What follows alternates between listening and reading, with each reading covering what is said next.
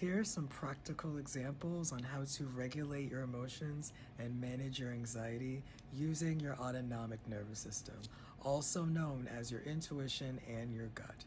This is the last part of chapter 17 of a series where I am using somatic psych theory to help people develop a better relationship with themselves and to build stronger community relationships as well. Contrary to popular belief, talking, singing, humming, chanting to yourself is actually not a bad thing.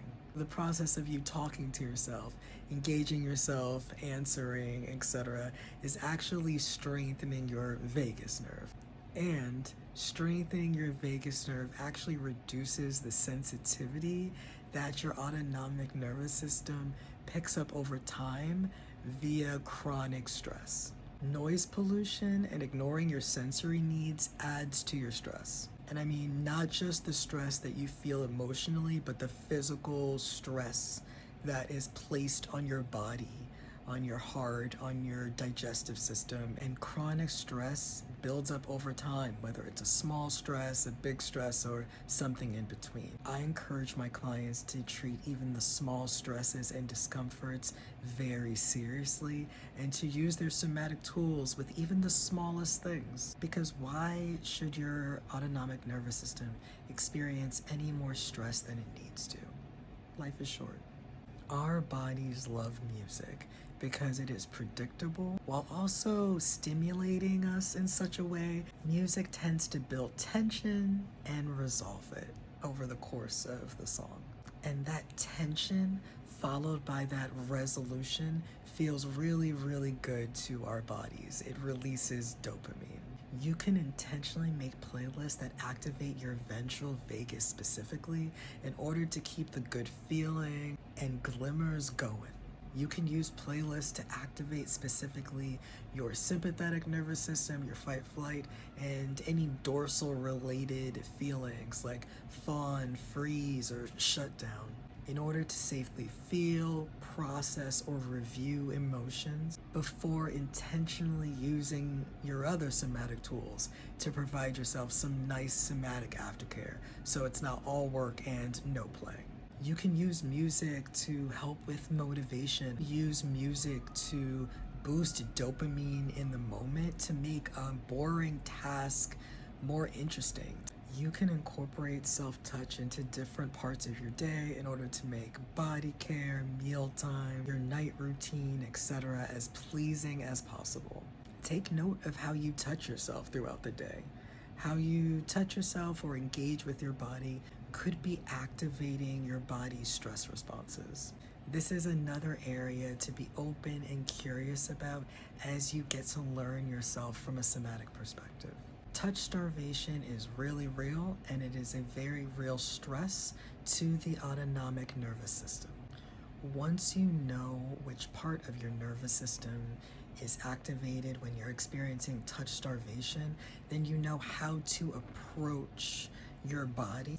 Each stress response has a different approach. Using self-touch not only as a regulating activity, but an activity to show yourself, your body, some appreciation. This one might be pretty obvious, but the physical temperature of the room or how hot you feel or how hot people feel really determines how we see each other and how we interact with each other. Physical warmth actually does promote closeness and emotional warmth and human connection, but not too warm. Hotness, someone being too hot, can overstimulate someone, can make someone irritable and cranky. Our bodies want to be comfortable, so we don't want to be too hot, but we also don't want to be too cold, and that can be very subjective, right? That's very personal and unique to us, what's too hot and too cold. But either way, being too hot and too cold for you specifically is a stressor to your body.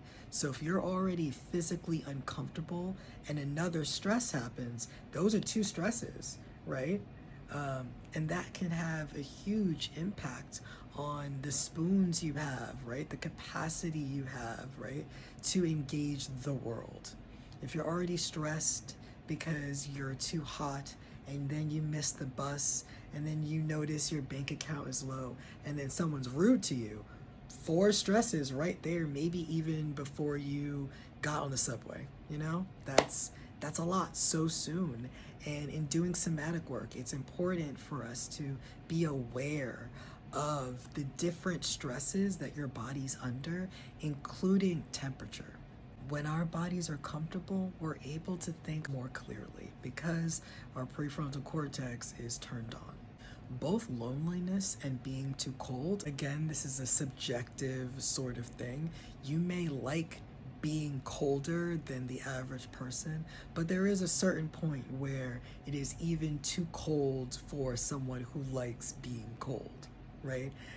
So in those situations, loneliness and being too cold hit the same parts of our brain. So of course, physical warmth cannot take the place of social warmth, meaning just being physically warm will not stop a person from feeling lonely, obviously, but it can lessen the intensity of the experience, and it can help you think more clearly.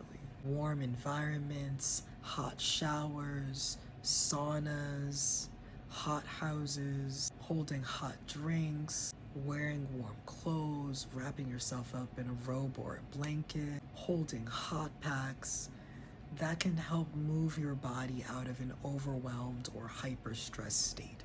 That's why when people are experiencing shock, they get wrapped up in a blanket to help their bodies move out of a hyper-stressed state into a more regulated state. The goal here is to notice times where play doesn't quite feel like play anymore, because play is both a mix of that sympathetic fight-flight and that ventral vagus chillness.